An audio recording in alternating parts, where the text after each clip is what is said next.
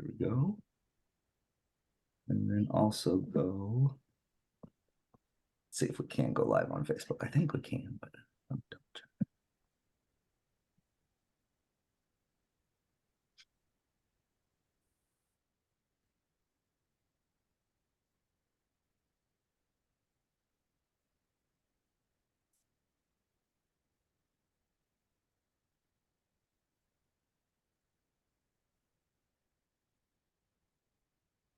All right. Okay.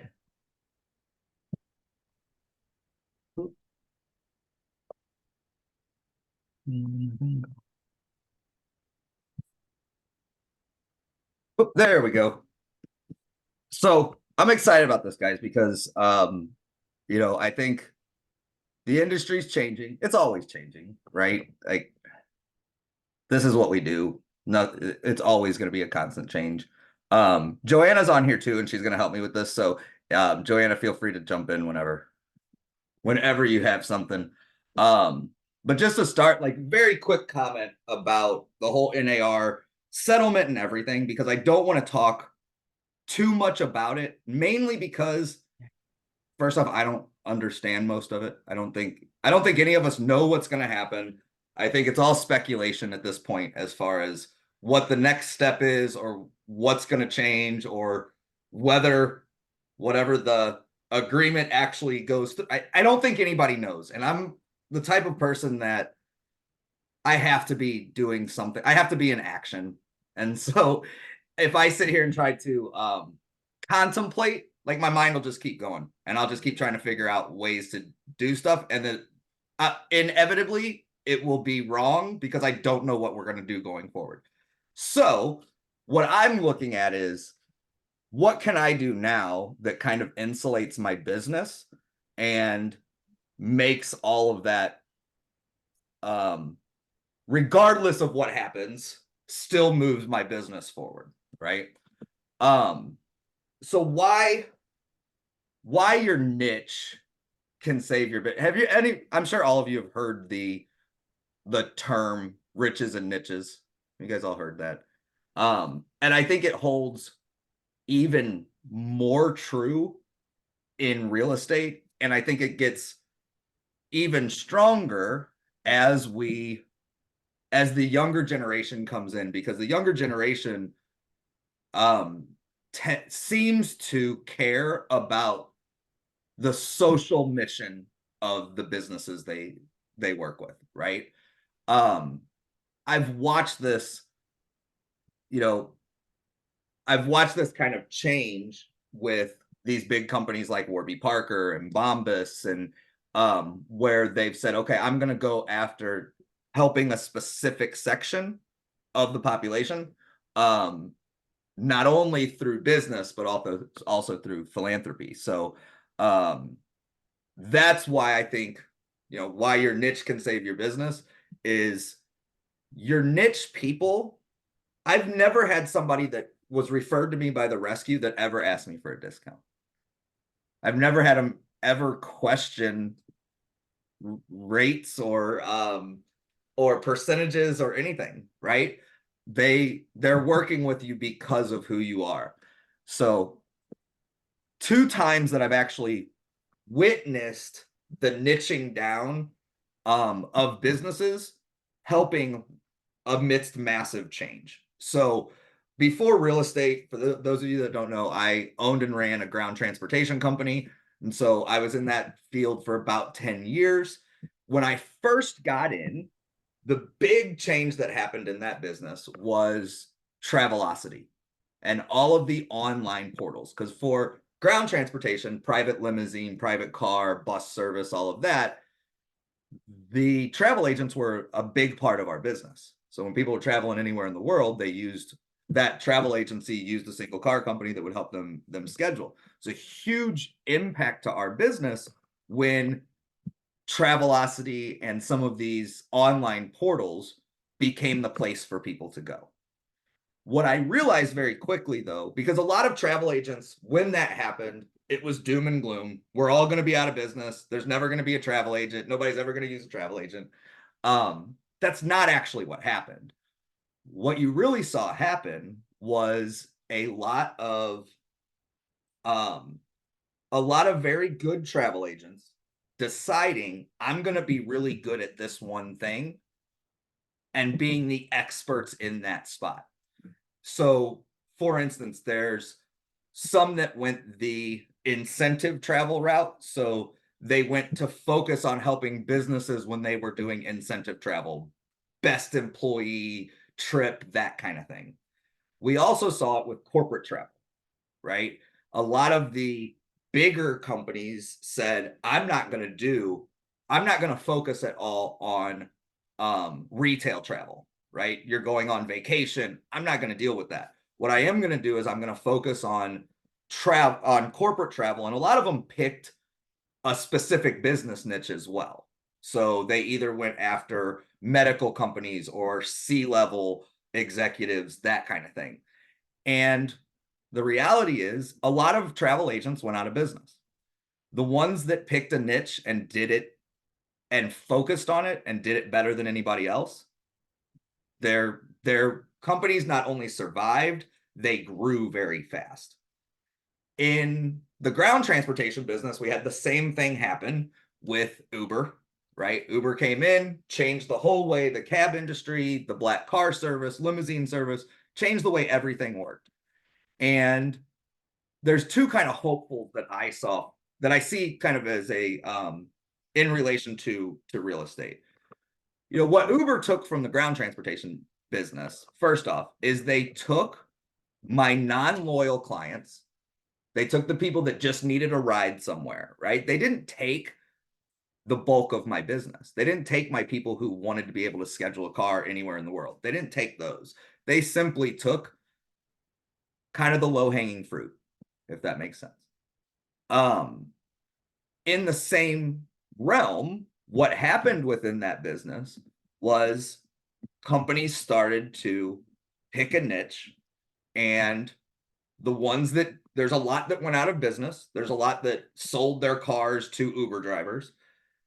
The ones that I watched really succeed were the ones that picked a niche and did it better than anybody else. And so, two, I'm going to tell you about Topper. It's a company out of Atlanta. When Uber first started getting big in Atlanta, my friend went and they were about a $12 million a year company. They sold off all their cars except two and just had buses. And what they did was they niched into medical meetings. So what they realized was they were very good at working with the medical companies because um there's a lot of compliance stuff that comes along with doing medical meetings, right? So you're only allowed to spend so much per person when there's all sorts of corporate or federal rules around what you're able to do when you're pitching product um, to doctors. And so Topper knew all of that stuff. They specialized in knowing all of the reporting they needed to do, all of what the rules were going to be state to state because it had to do with income and things like that. And Topper went from being in the roughest time of the limousine industry, went from being a $12 million a year company to a $35 million a year company. And they basically owned no cars, which was really interesting. But what they did was they became the best at that one niche. Empire CLS is the same way. If you guys have ever watched Undercover Boss, um, the head of Empire CLS was on Undercover Boss probably 6-7 years ago. He's a really neat guy. What they did when they saw this change happening, they were the biggest company in LA and in Las Vegas. And they said, we're going to focus only on celebrity transportation. So we're just going to focus on having the most extravagant vehicle for people when they travel. We're going to make sure that we're focusing on, they have connections to um, security teams and all of that stuff all over the world. And that's really what they focused on. And not only did they grow their business, I think they acquired probably 20 different companies while everybody else was going, oh my God, what do I do? They said, look, we're going to focus on this one niche. They did it better than anybody else in the world. And they're still a very successful, thriving company. So looking at that from the real estate standpoint, I looked and I said, okay, so what is my niche? What is my, what do I do better than anybody else? And it's helping people when they're moving with pets. There's no doubt in my mind that there's no, and you guys probably feel the same way. Everybody that knows me that's in real estate, if they find a dog in the road, they call me. Every real estate agent calls me, right? Like, what do I do? If they have a listing they put on the market and it smells like male cat pee, they don't usually know it's male cat pee. We all know it's male cat pee when you walk in, right? They don't necessarily know that. But who do they call? They call you and they say, hey, how do I get this out? Like, how do I help my client do this? So to me, that's exactly where I need to be. I need to be right where my expertise is. And this was an interesting stat that I saw just like a month ago. 63% of households now have pets. So we were talking about niche, going into a niche. It's a pretty massive niche if you look. Um, I looked at the way I figured it, I looked at who's my ideal client, right? And most of you, it's probably similar, but when we're focusing our marketing, we focus all of our marketing towards a single demographic, so to speak, and it is 45 to 65. And the reason that we focus towards them is because those are the people that either refer me to their parents or refer me to their kids. Like that's why that ends up, and that's where I am. Well, I'll be 45 in like a week. So that's closing in. Don't laugh, Don. So that's my kind of key demographic. They also tend to have, and this is the one people laugh about, 2 or more pets. And the reason for that, the reason I focus that way is if you have a dog, you have a dog. If you have 2 dogs, your life revolves around what's going on with those animals, right? If I have a dog, it's pretty easy for me to go on vacation. I have 3 dogs that combined weigh 250 pounds. It's not easy for me to go on vacation, right? So that's who my people are, right? My people are the people whose entire life revolves in some way around their pets. So that's my demographic. That's what we focus 100% of our marketing on. And guys, to tell you how focused I am in doing this, or how gung-ho I am in doing this, we've dropped all of our online marketing, which has always been good for us, because I know if I focus on my ideal client, it's going to be the better result. It's going to be the people that I have less competition for. I do think it's interesting that this 63% of households have currently have pets, because when I started in real estate, which was 8 years ago, 8 years ago, it was only like 42 or 43, which I thought was really interesting that it's grown that much in that short amount of time. And maybe it's just that as kind of millennials have come in, like I think I think every generation, if I remember correctly, there's more pet owners each generation you go down.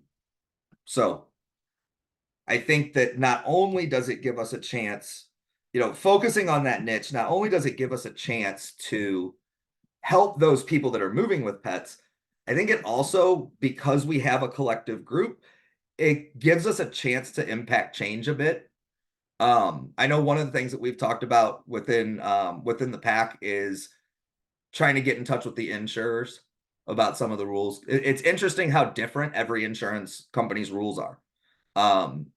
There's still some, I think this is kind of weird, that there's still some insurance companies that have Doberman bans. And those were put in the 70s. Because once a dog goes on, they never come off. unless they remove the whole restriction altogether. And I like the idea that some of them have put forward that says that if your dog has the AKC Canine Good Citizenship certificate from a certified trainer, then they don't charge you the extra fees. I like that idea too, because I think more people's pets do need to be trained. And I think that's a good way for them to know this animal isn't a bite risk, right? I would love to see us be able to, as we're becoming the experts not only in our own area, but just in general, being able to go to those people and say, hey, these are the changes I think we can impact. Same with, I'm big here in St. Louis on helping with the bully bans, right? Getting bully bans removed. We got it through the House, and they're trying to get it through the state Senate, to where no city can put any breed ban in, right? But all of those things, I think, what I can tell you, what they did with the city of St. Louis in order to get some of the bully bans removed was they showed what how many people, like how it would impact housing prices, because it was like 28% of the people looking had a bully, right? It's like some absorbent amount. If you add those people, it obviously increases property values. So I think there's a chance not only for us to help homeowners, but also impact laws and rules and insurance restrictions just in general, which I think I don't think there's anybody from the real estate realm that's looking that way yet, that's trying to make those changes. So here's our whole plan within Spotted Dog Property, or within the Spotted Dog Group, as far as how we're going about targeting that niche and going specifically for them. So the first one, and that's big for us, is obviously Facebook, YouTube. YouTube we're launching here shortly. We use TikTok for short form video, and everything we're doing, we still will share a property listing, things like that. But for the most part, 90% of what we put out is helping people move with pets, helping people keep their pets safe at home, helping, pet friendly home improvements you can do. All of those pieces are really what we're sharing out to people. So again, we're positioning ourselves 100% as the expert for people who are living with pets and moving with pets. The second one that we're using, and we've just created a couple more, and all pack members, you guys have these templates if you want them, that you can download and just put your own colors or whatever on.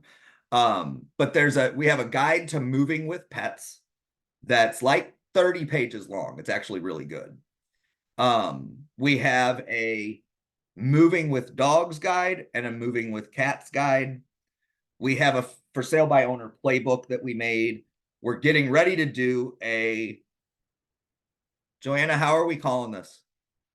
The buyer one.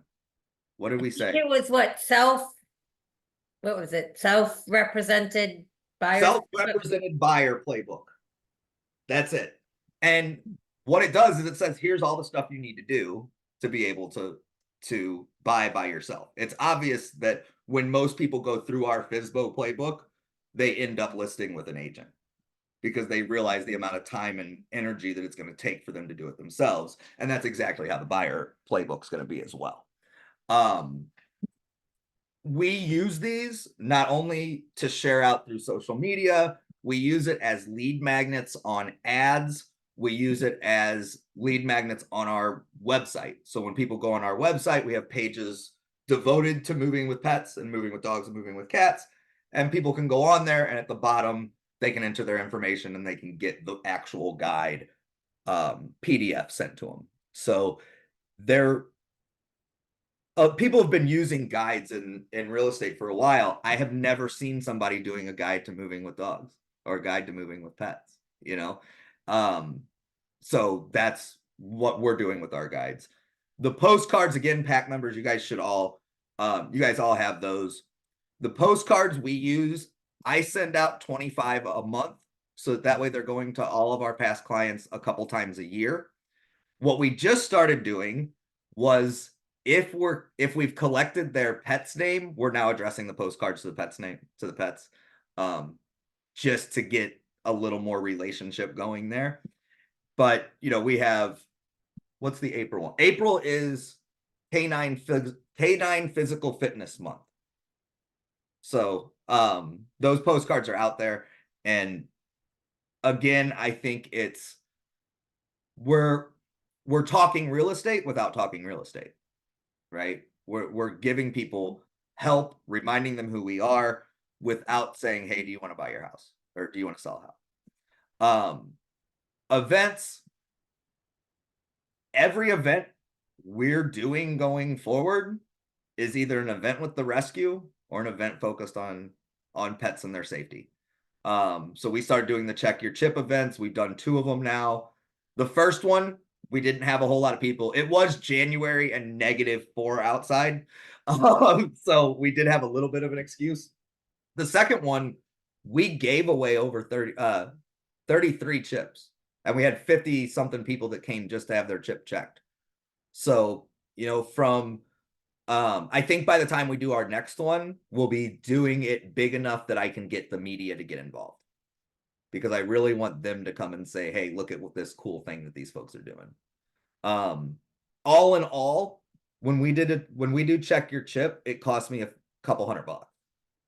I think the last one cost me like 400 because we registered so many chips, but still, to meet all of those people, they're all your people, obviously. And in that case, a lot of times the people that are just having their chip checked are actually better clients for you than the ones that are getting a chip. But it's not all people that can't afford a chip. Some people just don't know about it. Some people don't, or they don't see the value in it, right? Vendors. So I think you can use your vendors in a dozen ways to make this work. Let's hold on. From here, I'm going to flip through here real quick. So if these are what we're doing on socials, if you guys haven't seen. So I mean, we do some stuff that's just fun, like these little engagement questions. We do some that are just goofy, like oh, I don't have the did you knows on here. That are just like crazy animal facts, things like that. The pet focused home improvement one is actually the one that gets probably the most shares because we have I mean everything from doggy doors to catios to just fun stuff. These are our guides. So these are the covers of our guides that we use now. These are the postcards. So we do one every month. Like I said, we don't send them to every past client every month. We simply send them, I send 25 a month right now. And that gets me to everybody basically twice a year. There was our check your chip. Vendors, here we go. So creating relationships with vendors that are also animal people is obviously beneficial, but also having the vendors that your animal people clients need, right? Not most agents don't have a boarding facility that they have a relationship with, right? We have Dapper Dog's our boarding facility. We have Modern Canine, which is our dog trainers, which I mean we've used dog training as a closing gift. I had a friend that had a 6-month-old husky and was buying a house with a 3-foot fence. I think that's enough said, right? We've had we obviously have our vet, which is Animal Talk. Good News Brewing Company is a local brewery that has a patio. And that's one of the things that Joanne and I have been working on recently is getting, we want to be the resource for everything pet related. So we want people to go to our website to find all of the pet friendly restaurants in the area, right? The only thing I won't do, and everybody has their own opinion, I won't do dog parks. Just won't do them. I am putting a list of parks together that you can take your dog to. I won't do dog parks. And then New American Funding is our mortgage partner who donates to every event we do with the rescue, any event we do. And then they also have a relationship with us to where they'll donate with every closing to the rescue. And that's the one thing that when I'm talking with vendors and they are looking at like, and they want to work with us, my rule is always either help us with events, help us sponsor events, or make a donation to the rescue when you can, right? I'm sure every one of you has an ADT guy that bugs you, right? Do you guys have an ADT guy, Joanna? That sends you like 30 messages a day? Yes, but my clients very rarely want to use it because it's usually they're hooked up in an HOA and they're like, eh. But we do. So the way my ADT guy works is anybody that we give him a number for, he gives us $200, right? I refuse to do that. I don't sell my clients information. I don't do that. That being said, what I made a rule with Trandon was anybody that gets referred by us, he gives that $200 to the rescue. Now, we have a letter that our clients sign at closing that says these people can talk to you. Right now, if they let everybody talk to them, I think it ends up being like $300 to the rescue. So everybody signs it. Like I'll talk to Aaron if he's going to give me 100, if he's going to put $100 towards the rescue, right? So my goal is to grow that to where that list is 9 different people. You know, we have our relationship with our vet. They do the first office visit for free. So anybody that we refer over there, they don't pay their office visit the first time. Good news, we haven't worked anything out with yet. Dapper Dog gives us a discount on onboarding. If it's Tuesday, Wednesday, or Wednesday, Thursday, or Friday. And that was because that's when our people moved. It's also the slowest time for boarding facilities. So it benefits everybody. And we do suggest that our clients board when they're selling the first week on the weekend on the market. We suggest they board their animals if they can. We also suggest it on the 2 days around moving day because just so many animals go missing at that time. And then of course, everything we do with the rescue is amplified. So Joanna and I are working on running some ads, branding ads on Facebook to get our name out. And the way they work is we do one set of ads for us, one set of ads for the rescue, and then one set of ads that talks about us together. And the hope there is that we make a good connection and we're able to use our money and our expertise to really help gain volunteers and donations for the rescue world, right? It's one thing to give money to the rescue. It's another thing to be able to offer what you're good at. And what I'm good at is the marketing side and the social media side. So that's what Joanna and I both look to as far as skills, that's what we try to give into the rescue world. Hey, here's what we can do to help you gain notoriety, to gain following, to gain and it in essence gain donations. Oop, I'm going the wrong way. So if you guys need help with any of this, wait, I missed my question one. I think I did that backwards. Who's got questions? What did I miss? I know I talk fast, guys. I'm sorry.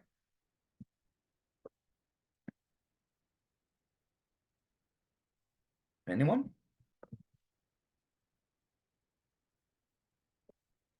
I'm gonna stop share. Who's on still? Bev, you've got questions. You've always got a question or No, a comment. I don't have any questions today. I was trying to keep up with you. I feel like you had a few too many cups of coffee today. You know what? I don't drink coffee. No, I drink sweet tea and that's it. I don't do soda. I don't do any of it. No, I'm naturally, nobody's ever come to me, Bev, and been like, hey, Joe, you need some more energy. That's So- true. My wife drinks coffee to keep up with me. But I drink tea all day and I still can't keep up with you, Joe. anything you guys are doing different that I'm missing? Because as much as I like to show you guys everything, I also like to try to pull any information out of you guys. I have that same picture that's behind you in my office. This one? No, the other one. Yep. No, this one my daughter made. No, the other Oh, one. this one. No. Yeah, I love that. I just set up my new office, so I'm pretty excited. It's really just in the kids' playroom, but it looks fancy. I like it. What are we not? There's got to be something that you guys are doing that I'm missing. Oh, I know the other thing that I didn't mention was, and I'm figuring out how we do this with our CRM, but doing texts on the fun pet holidays, like one of them a month, and addressing the text actually to the pets as well. Like, hey, Fido, did you know this month is such and such is dog biscuit? You know, did you know April 3rd is dog biscuit day? Tell your mom to get you new biscuits. Are you guys still highlighting a pet of the month or anything like that? We still do pet of the week on the Spotted Dog group page. What we haven't really done with that, I think there's some better ways we could do it. You know what I mean? I think we need to do a little more video around that. I Yeah, think it would help. What I will say is doing short videos about the rescue dogs really makes a big impact. It really does, and you don't notice it until you're 5-6 months in and you realize like every dog you did. it's very true. Basically, I've had a couple of dogs be adopted, and there's people always coming up to me only when I'm out at like rescue events, not like just generally. But come out and they're like, "I know you," and I'm like, "Don't know you," but I get that all the time anyway. But they're like, "Oh yeah, from the videos." And then we were at a networking event the other day. A lady came up. She's like, "I know you," and I'm like. She's like, well, I used to manage where the rescue is at. And I was like, oh, well, I wasn't there then. And she's like, oh, from your videos. And so, and then she had a lot of great ideas, but it made her come up and talk to me. So they do work. It took about a year, but they work. It always amazes me how many people you end up like the animals get adopted fairly quickly after. Lydia, I had the first time I took Lydia, which if you guys didn't see her, that was the little dog we pulled out of the basement in the city. The first event I took her to, people were waiting for us to get there. Yeah. There was like 5 people. I got to pick, like, hey, we're gonna talk to all 5 of you and see which spot's best for her. And I picked the guy that works up the street from me. I did a video this morning. I haven't finished it yet, but I just recorded the voice. We have 2 little Beagle mix boys that they're 6 months old. They are so bonded. They walk like this together. They cry when they're apart, and they just need a home together. And so I'm hoping they went out for a day out the other day. They ran in the dog park. They rolled in the mud. So I'm doing a video. I got the footage of that. So I put a video together today. Hopefully they'll get adopted. You need to use that. I don't know who sings it. The One Is the Loneliest Number song. Okay. I think you need to use that as your backing music Okay. and have them just walking next to each other in that. That would be cute. Yeah, they really are. They're like stuck like glue, but they are so cute. And they remind me of my old lady who passed last year. It's because she was a hound mix, but they're beagle mixes. But yeah, so they have a special little place in my heart. I want to foster them, but I just don't have time to walk them. Well, and I think if you're not using, like, I think not everybody wants to do video, but even sharing animals out through your own pages, just even static posts and things like that, are still a big step. And they're, you know, the rescues, they're good at rescuing. They're typically not great at the social media side, you know, and the more that you can just give them that little boost, that little help, I mean, it makes all the difference. And you're right, you will get people. I mean, I have a lady that stopped me at the gas station one day. She's like, "You're that dog realtor." Yeah, that's me. Yeah, half the time they don't know where they know you from, but then it connects because like once you like say something about like the rescue or whatever, then it connects. More Yeah. so in real estate. So I always use the rescue first. Because they connect me with the dog versus the real estate, but Well, and that's where your relationships are going to come anyway. exactly. You know what I mean? I've looking at the way real estate is changing. I 100% believe that those that pick a niche and stick to it, you're going to have a lot of people that pick a niche because they think it's has dollar signs behind it. Right? You're just going to. And some of them it's going to work, most of them it's not. Right? Like if you look at, and I wasn't in the business at this time, but Meg, you were in like 08, right? So like the people that I've met that are like, I was an awesome REO person, are people who are very much accountant like minds, right? Very banker type people, did very good in that market because they niched into a group that was exactly like them. Did you ever notice that, Meg? Were you good at REO? Because you're pretty quiet and mellow. No, but I got in right at the height of short sales, so I learned pretty quick how to get creative with selling some awful places. Well, and it's a totally different relationship when you're talking with the bank. I mean, I've It done several foreclosure purchases, and there's no heartstrings to pull on. So everything is just data. And that's not good for me. That's not my people. Like I have to be able to use emotion to get my point across. I would not have done good if I had to deal with banks every day. And see, I was really great with investors because of the numbers. Yeah. Yeah. Well, and you were doing that at the time yourself too. Like you still do, right? Yeah, I still do it. I still run the numbers. It's like I would rather work with numbers driven people because as long as the numbers make sense, the purchase happens as opposed to the emotion side of it. So if you can show them the numbers work, they're like, done. Let's buy it. Yeah. That's true. A little different than somebody's like, oh, this kitchen isn't quite, becomes emotional, and then the seller becomes emotional. They don't want to move. It's like, but yeah, we get a lot because of where we're at. We get a lot of investors who just want to see that the numbers work. You know what's really funny about that is I'm so much the opposite. I'm the person whose client goes, I don't care what it costs. I just want that house. Do you see what I mean? It's the so opposite side of it a lot of times. That's funny. It is I'm like, not a numbers person. I just don't understand them that well to be a number. I'm definitely more on the emotional. Let's find a house you love side versus making the numbers work. But well, I think that's because I started in the foreclosure market though, and there weren't that many people buying houses on emotion. A lot of people were renting because they were losing their houses. So the investors were the ones I started working with. So it was easier to learn to run those numbers. So. And you are in a huge market for that and being by Orlando. Yeah. Well, and if you look at what I mean, and that's the same thing we're looking at, right? You were choosing a niche and doing it really, really well, right?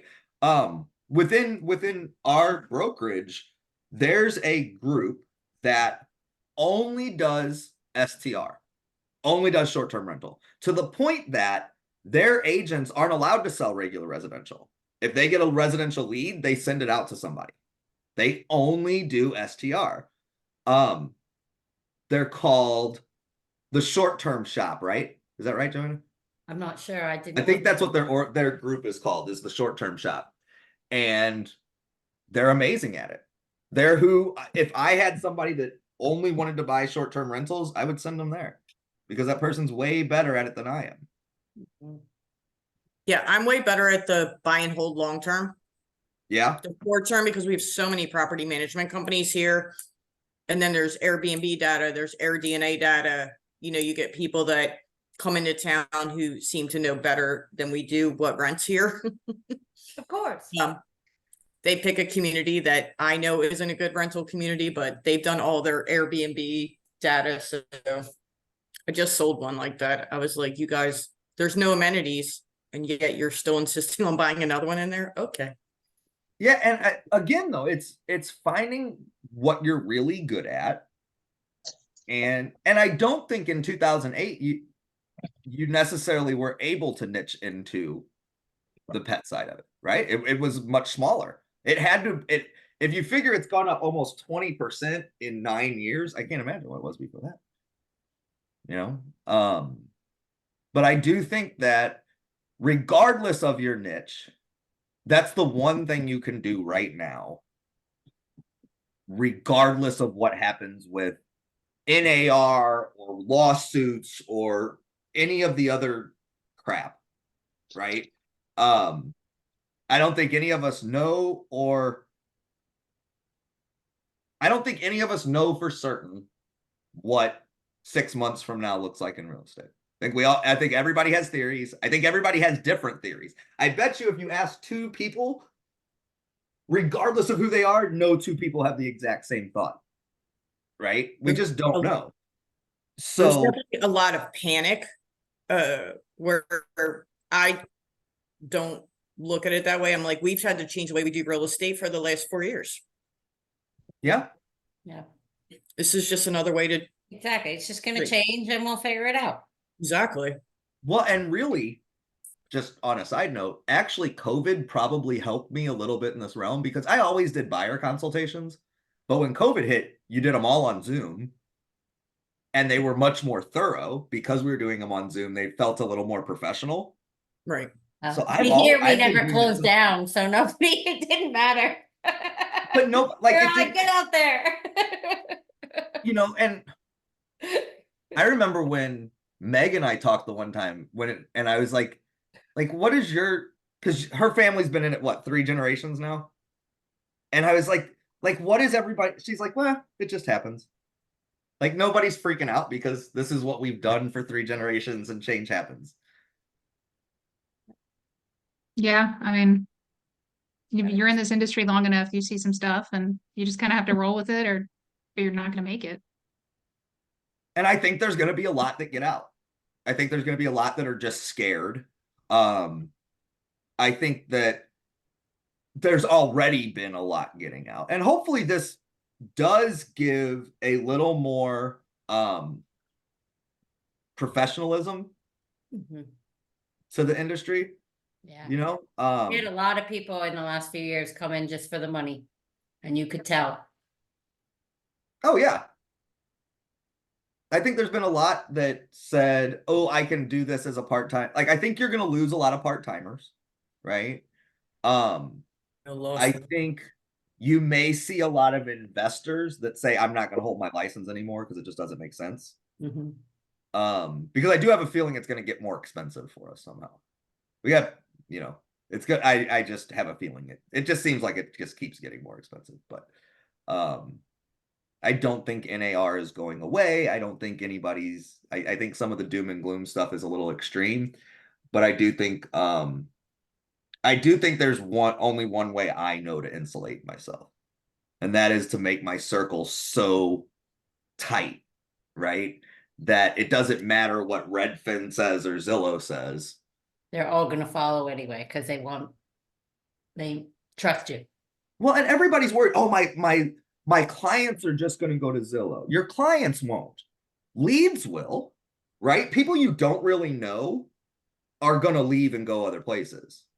Yeah. But those are also usually the difficult client. right? And the Um, ones that are shopping around and have multiple, they don't care who opens the door. They're exactly. not So loyal. looking at like the limo business, like I was talking about, they're not my ideal client. They're not the people I really want. They're the people I do because they come. You know? Um, I don't like my clients, my friends, if they go on Zillow and find a house, they don't call the agent on Zillow. No, they take a They call snapshot me and and go, send it hey, to you. Yeah. and though that's still going to be the same, I think. I actually think it's going to get better in that sense Mhm. because now you and I, Joanna, you and I have had a buyer consultation on Zoom before we could go see that first house. We've gone through everything. Now I've had the chance to explain that. They're not going to want to go through it with another agent. No, and here, very rarely does anybody use buyer agreements, so they just never happen.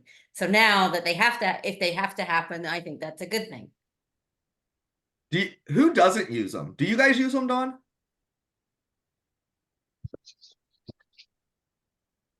Yeah, we do have buyer agreements, but very, very few agents actually sit down and do the buyer consult.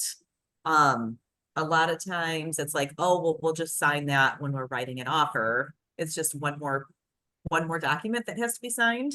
But now that's just gonna change. I mean, you can't even open a door without the buyer agency agreement now. So it's just gonna be a different way of doing business. I don't think it'll be a big deal.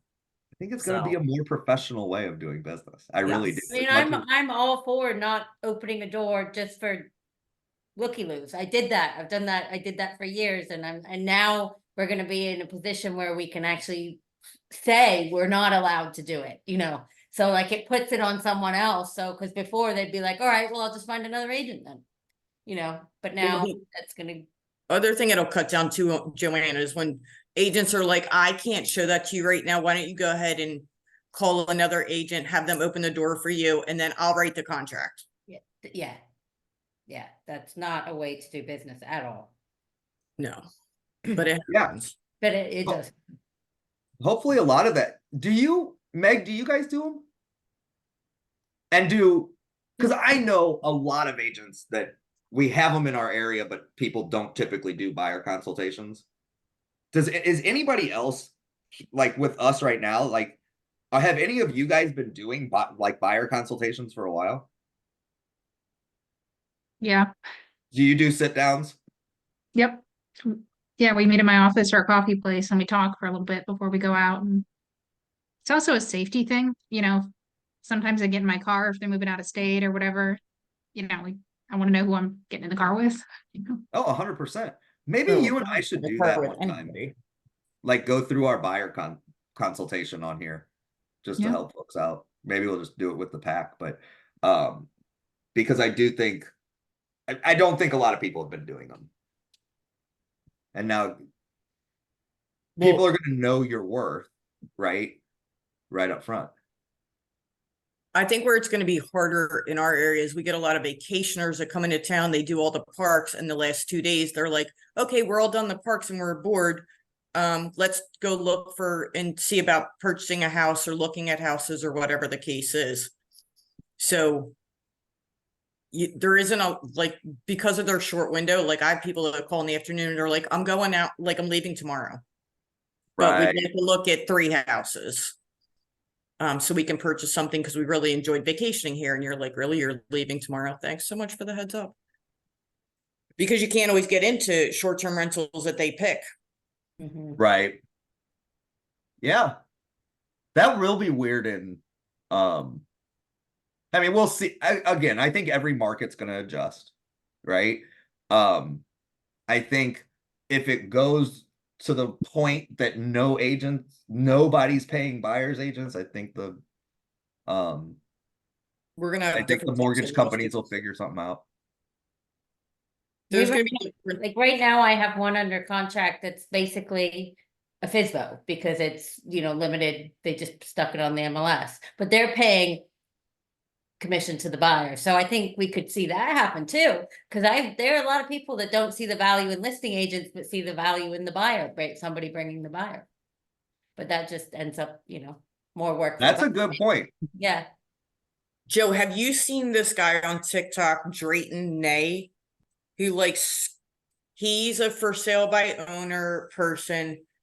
He bashes Florida real estate constantly. He says what scam artists we are when the NAR settlement came out. Like he ends up on my FYP for some reason, and I literally could reach through the screen and strangle him because he's How do you just spell his last name? NAE. And Okay. his first name is DRAYTON. I always like creating TikTok beef. Oh my gosh, like I literally want to throat punch him every time one of his videos comes up. Cause he just says like we're the biggest scam artists, that we've been walking away with bags full of money. That, I mean, it is like you're just like, oh my gosh. And he's like, you want to sell your house? Like I can show you how, $299. And like people don't realize that Oh, and he's not a scam artist for showing how to sell his house for $299. Yep. he's out of Vegas too. So he constantly bashes your area, Joanna, of Florida, like South Florida, constantly. The sky is falling, all the prices are falling. He just did a foreclosure in Miami video that just came up. Yeah. Okay, yeah, they're falling. Yeah, that's he's getting all his information from Redfin. Yeah, they're still going up. Hey, that's what the Not at 72 the rate sold they guy were, did. but they're still going up. And that's what the 72 sold guy did too. Was just came out and said everybody's a scam artist, he can do it cheaper. And it wasn't cheaper, it ended up being more expensive for most of the sellers. Well, And that's usually this the guy- way, but it's their little scam to make a quick buck. Yeah, this guy bashes Naples, Sarasota. He's did Miami today. He hasn't quite made it to Orlando yet, but I'm sure it's in the works. But basically, all real estate in Florida is crashing, crashing, crashing. And people are like, why is it only Florida that he talks about? I don't know.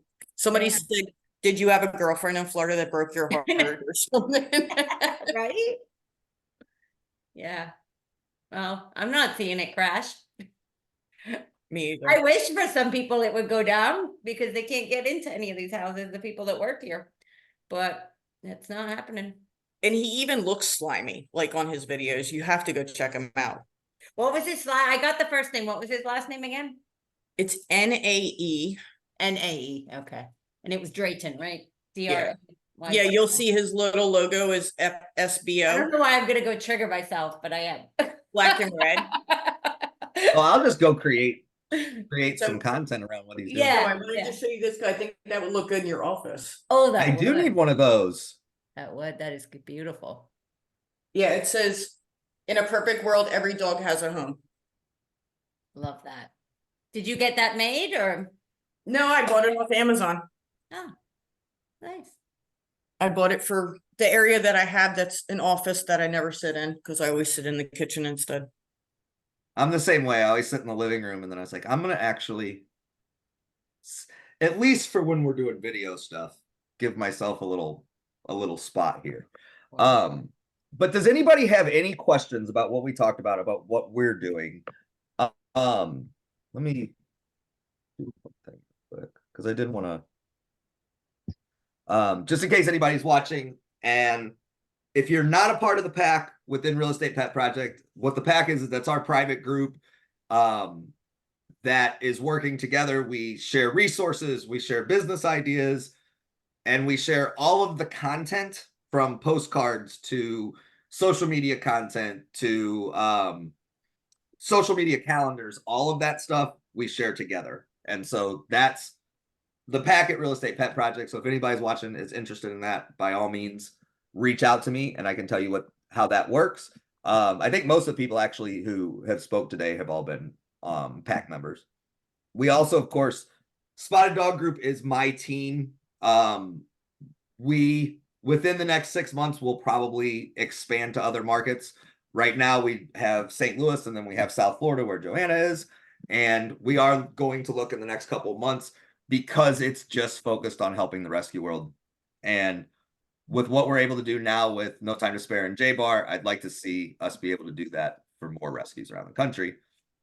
And then the organization is our EXP group that if anybody has any interest in that, just let me know. I'm happy to introduce you to folks there too.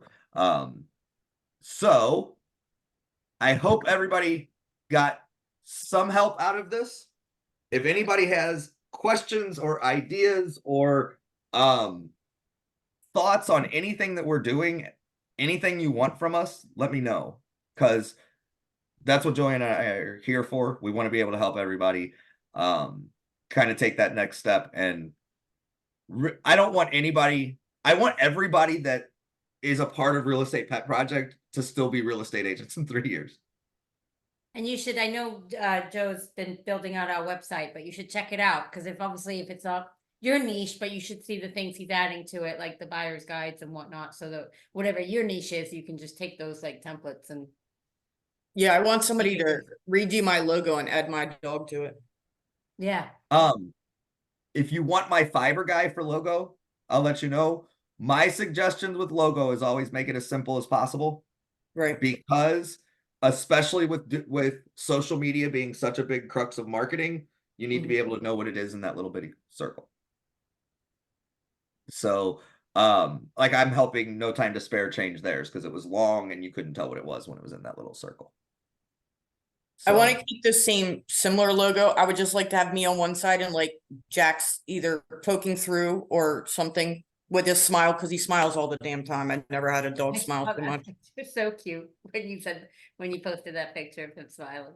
Yeah, I was cleaning the house and going, "Where's the dog?" And I look over the back of the couch and there he is sleeping, smiling. I'm like, "Oh, I'm so glad you're supervising over there." He's happy. That's a better testament than that. He is a happy dog. but I can get you my fiber guy that did ours.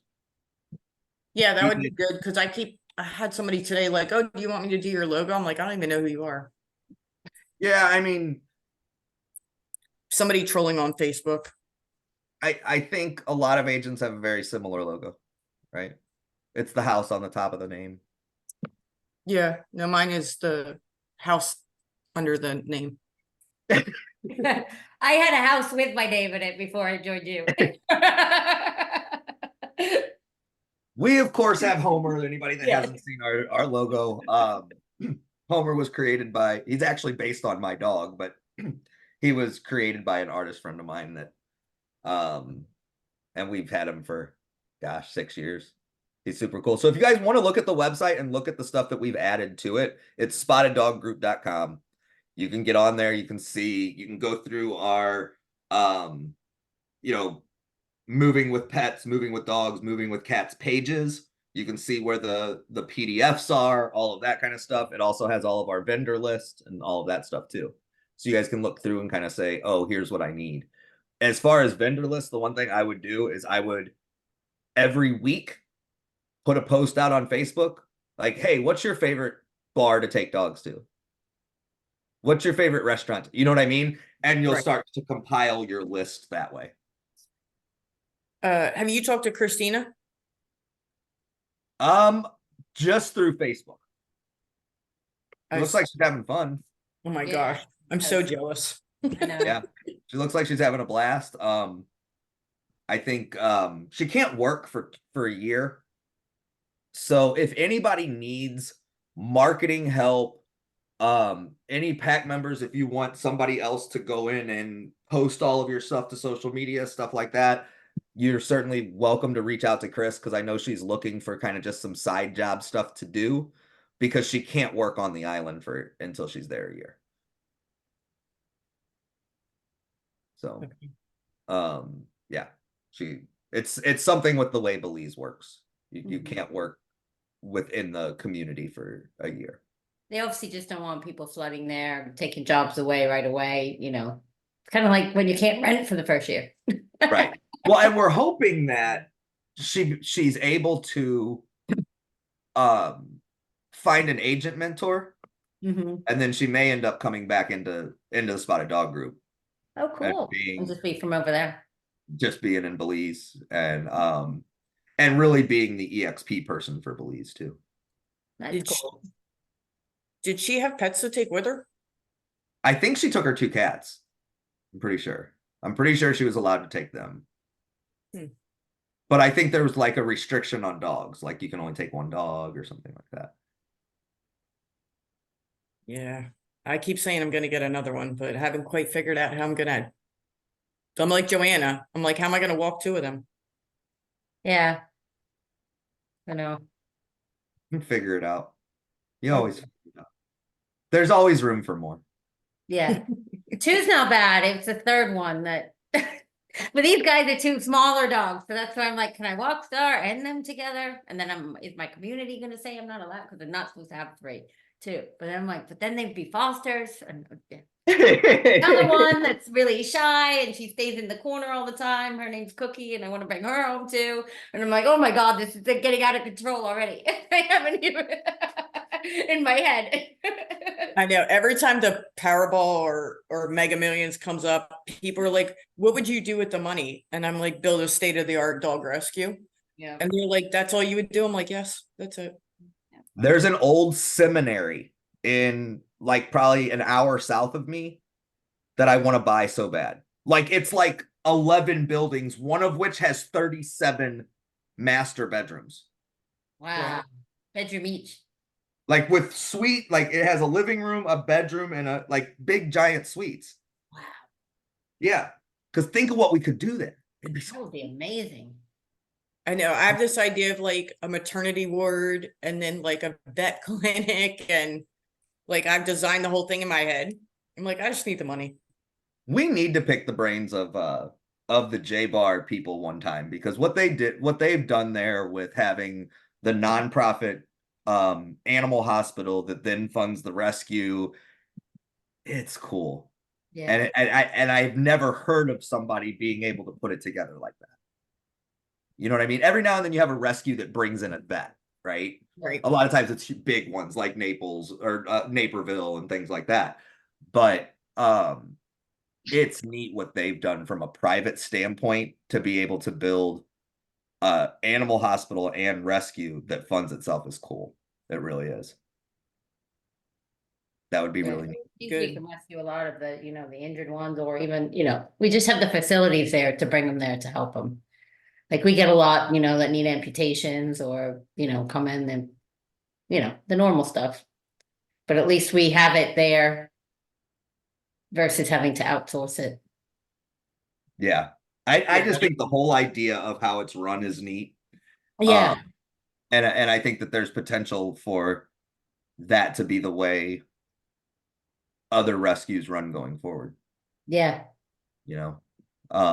So if nobody else, Andrew, we didn't let you talk. I'm sorry. I don't know if he's there. He was there. Maybe he's not there. Anyway, if anybody has any questions, you're certainly welcome to reach out to me or Joanna. Like I said, I'm an open book on everything we're doing. Because I 100% believe if we do it right, it will make such a big impact in the rescue world. It doesn't like the more that we can help other people impact the rescue world, the better it is for all of us. Right. So thank you guys so much. If anybody has any questions, reach out to me or Joanna. Thanks. Bye, guys. Bye, Thank guys. you all.